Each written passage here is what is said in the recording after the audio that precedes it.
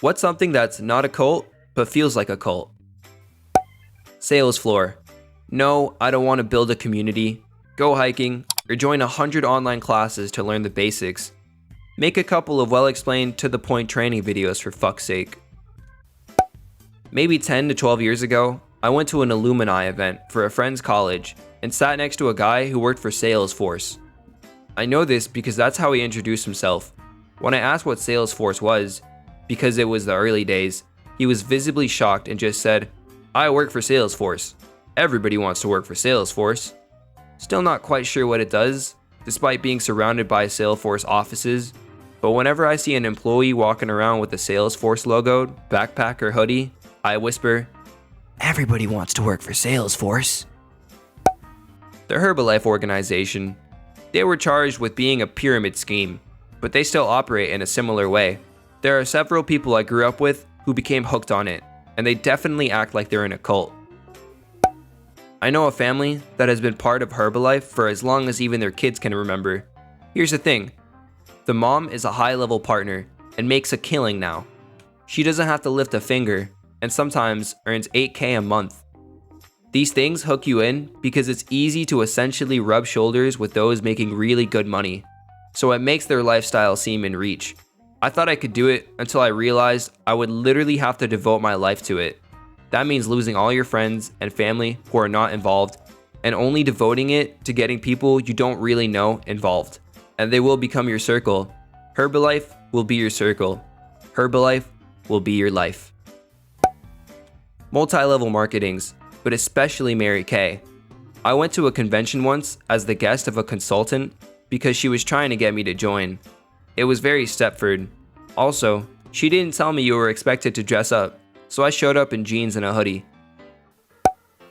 Peloton. Seriously, my dad hasn't stopped talking about his since getting it a year ago, and went so far as to buy me one for Xmas this year, which is super generous and my fat ass will totally benefit, but feels like I'm being indoctrinated into something. The instructors are really intense and say culty things. I think the idea is to physically torture you to the point that you don't notice you're being programmed to spread Peloton gospel to anyone who will listen. I've been so bored that joining a cult where I get hotter sounds okay though. The Holy Church of CrossFit. I'm a member of the not quite as well known Church of Orange Theory. If you ask about proper rowing technique, we'll start chanting at you, legs, core, arms, arms, core, legs. Rowing is 60% leg drive, power, patience, patience. When I first joined 2.5 years ago, I came home with my little folder of information and coupons to local businesses, a tote bag, a car magnet, and the heart rate monitor, and said to my husband, "I think I just joined a cult." Some workplaces, the ones that push the "we're all family here" attitude especially. I worked in a place that tried to convince the employees we were a family. They basically meant that they would abuse you and expect you to take it because family. They actively discourage current employees from socializing with former employees. If an employee left because he was fired, it was because he was a bad example to the others and had to be excised from the group. If an employee left because he got fed up and quit, it was because he was a bad apple anyway. But they had non-legitimate reasons to fire him yet. Either way, that former employee is no longer one of us and should be avoided at all costs. One employee was chastised for liking too many of a former employee's Facebook posts. Forced school songs that talk about being a part of the school forever. I just went through at least 24 top replies and was shocked Burning Man isn't listed. Y'all burners are fucking weird. Source: I was one/am one who has critical thoughts about how things work, yet have found ideas are only cool if you're popular. This is fascinating. I've wanted to go for a long time, for the music and art, but could not stand the vibe people got about it who went. I remember friends going and suddenly totally changed their friend group, and a friend saying, "He's cool, he's a burner." It's really sad to me though. I'm a lover of less commercial electronic music and would love to see the amazing art and cars, but I feel like I'd find the burners the most exhausting aspect. only really because they preach being yourself, and yet they all kind of look/act the same. Working for a nonprofit. They tend to refer to employees as a family working for a cause, which wouldn't be culty on its own, but they definitely use it to manipulate the employees to working themselves half to death, and set a culture where boundaries are thoughts of not being as invested in the mission. They also use your passion for the mission to justify working you harder/paying you less. Don't get me wrong, I absolutely love my job and what I get to do, but I'm old enough to see what's been done to me over the years. The rotating door of young employees who I work to burn out and replace though, I feel bad for. It's a hard lesson to learn. Texas A&M University. In high school, I made a presentation on the traditions at A&M. I covered as many traditions as I could find. My mom went there, my uncles went there, my granddad went there, so early on in life, I knew I was going to go there. Right after I finished, someone said, "That sounds like a cult." Eating disorders and any pro-eating disorder sites. Those who have an eating disorder often view their disorder as their best friend, giving them names like Anna and Mia, and then there are those sites to make it worse. They treat eating disorders like they are sacred and often post rules in a cultish way. One site I used to visit in my dark days even had the 10 Commandments of Anna. Now if that doesn't sound cultish, I don't know what does. Don't even make me start about the weight loss coaches on there. Essential oils. We get it, you're a single mom and you want to work from home, but damn, you guys sure drank the Kool-Aid. The Order of the Arrow and the Boy Scouts. Technically an approved organization, but it's cultish as hell. It's funny, because they make you do this big induction campout, and then the day after I got back from mine, my English teacher gave me a lecture on how to identify a cult, and it hit a lot of red flags. I have lived in Pennsylvania my entire life, and it would be hard to convince me that Penn State is not a cult. If you listen to people who have graduated Penn State, you'd know. No other college is as good as Penn State. No other college has sports like Penn State. No other colleges teach subjects like Penn State. No other college has a building like Penn State. No other college allows their students to use the library like Penn State. No other colleges let their students use the bathroom like Penn State. No other college has a roof that stops rain like Penn State. No other college allows students to walk down the sidewalk like Penn State. And if any other college has anything, you bet your ass Penn State has it at least twice as good. I hate college pride, and Penn State gets the most of it in my area. People who own Thermomix machines. Spend that much time on an over-elaborate food processor, and I guess you need to double down, but man, they just won't shut the fuck up about how it changed their life. Oh, cooking is so different for me now. It's just so convenient. Having said that, I did once go to a Thermomix party where they try to mind wash you into they're not a cult, because the lady that invited me was recently divorced and pretty hot, and I figured, why not give it a shot? I never particularly liked her ex-husband, so could have been a multi-bird stone throw. I barely made it out alive, with my wallet being lightened a couple grand. Man, the sales pressure was intense. Some families. If you're inside the family, you are accepted no matter what, and you don't question anything. If you're outside the family, you are treated politely, but don't really matter much, unless you act as a part of the family. If you were part of the family, but betray them, you are excommunicated and they spread lies about you. Marching bands. If you know, you know.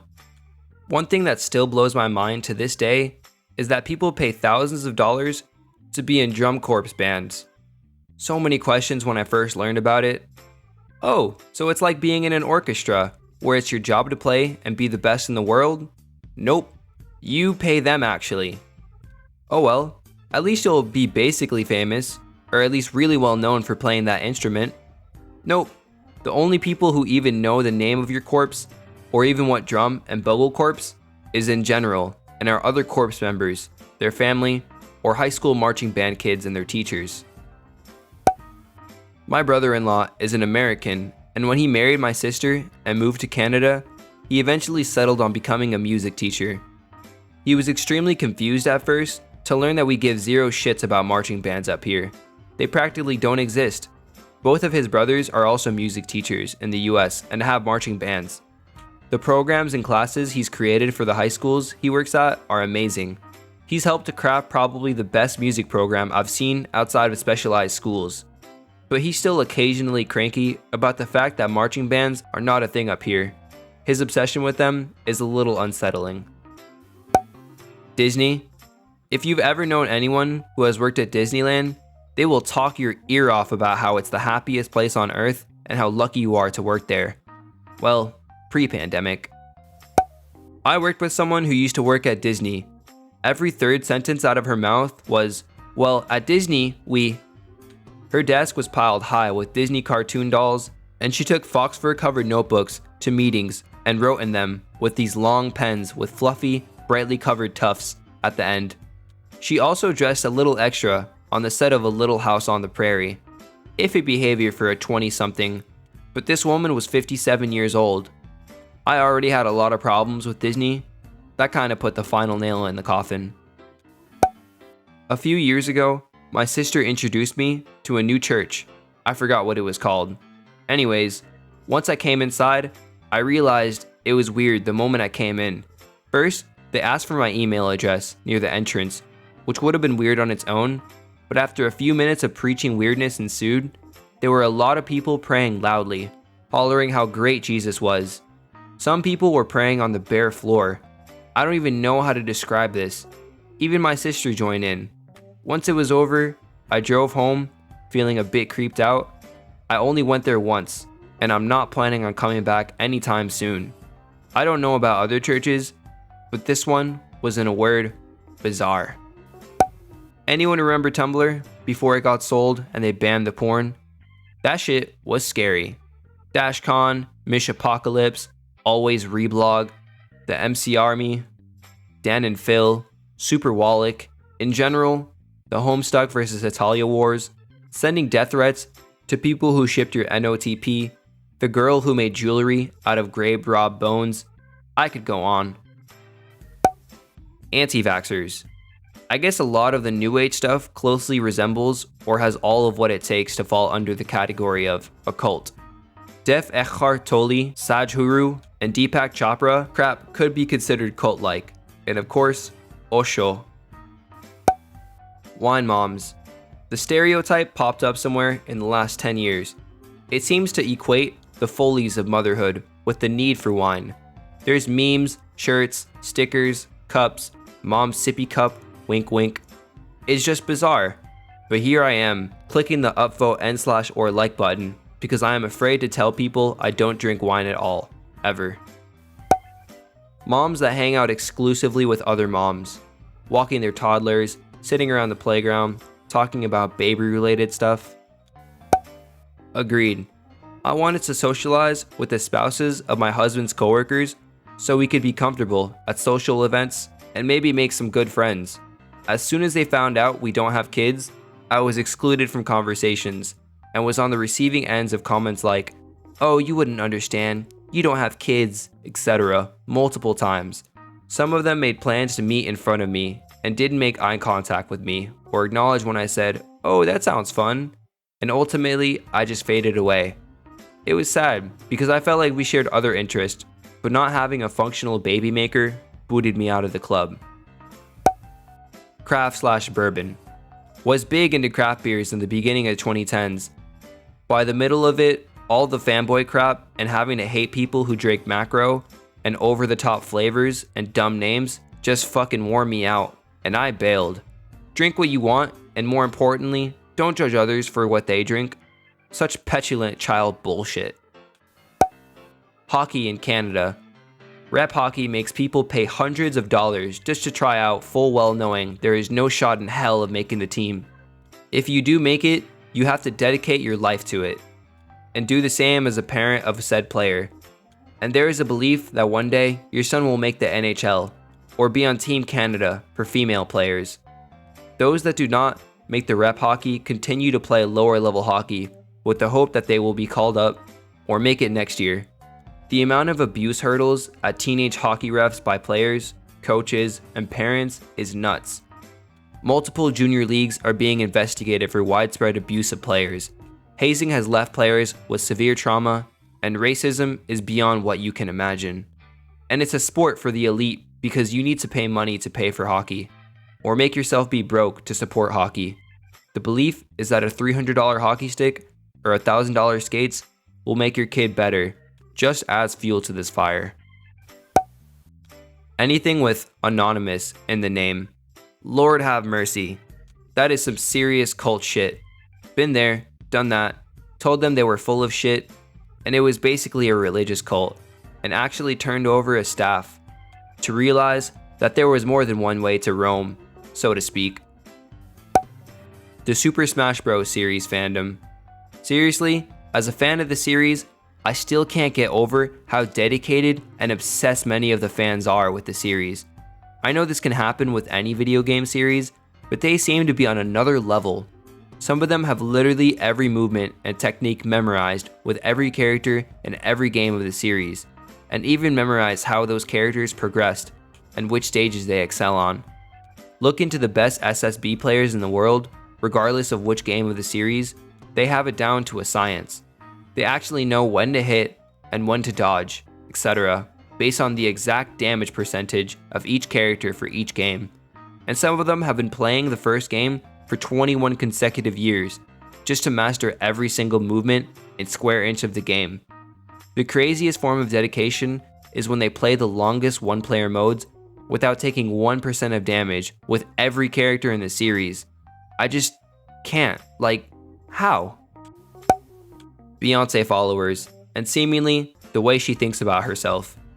At least from the outside looking in, her achievements make zero sense to me. Nothing about what she does is groundbreaking. There is just a cult of personality surrounding her that makes her mediocre music into some sort of borderline religious experience for her weird fans.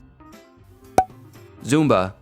I don't know what is happening over there, but I did a training to become a certified instructor, and people's enthusiasm and loyalty to the brand is insane. Don't get me wrong, I love doing it and teaching Zumba, but there are people who live and breathe the brand and believe its leaders can do no wrong. I had to leave Zumba instructors' Facebook group because the culty aspect was horrifying me.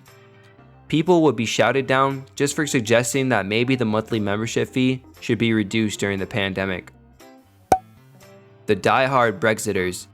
If they're not declaring that Nigel Farage deserves a knighthood, they're lambing off about World War II, the '66 World Cup, or something else equally ridiculous. If you argue with their basis claims, you're a sore loser, remoaner. Can be spotted from the sheer amount of British and/or English flags in their Twitter usernames. It's a bit fringe, but there's a website called Boob or Bust. You put in your measurements, and it gives you your supposed correct bra size. The idea is that shops that offer bra fittings are doing it incorrectly, and their sizings will give you a much better fitting bra. They don't sell the bras, at least they didn't a few years back when I tried them, and they don't charge for their service, so on the face, it's pretty innocent and fine. Long story short, their sizing was way off for me, so I emailed asking for advice, and they told me to post photos into their Facebook group for a fit check. So off I went and joined their Facebook group. Instantly, I noticed that unless you were praising Boob or Bust, your post was bombarded with comments about how you'd done something wrong. Still, I posted mine and hoped for something constructive. I was told I clearly didn't know how to take measurements, that the bra I'd bought was too small because I had rolls of back fat. My issue was that the bra was comically large on me, and I was upwards of 300 pounds at the time, so my back rolls had nothing to do with the bra. That I needed to learn how to put on a bra properly. This bra was enormous on me. No fancy way of putting it on was going to save it. It was all just very weird, and none of the people commenting were part of the company. They were just die-hard fans, I guess. I left the group with my tail between my back rolls, but a couple of years later, I was recounting my unpleasant experience in another Facebook group, and out pops a representative for Boob or Bust. She said she'd found my post in the group and that I was lying about the comments. Why? And also that I'd clearly done something wrong to get such a bad fit. It was all just very weird and uncomfortable, and I really don't know what they get from it because it's a free service, but their reps really get into the culty vibe.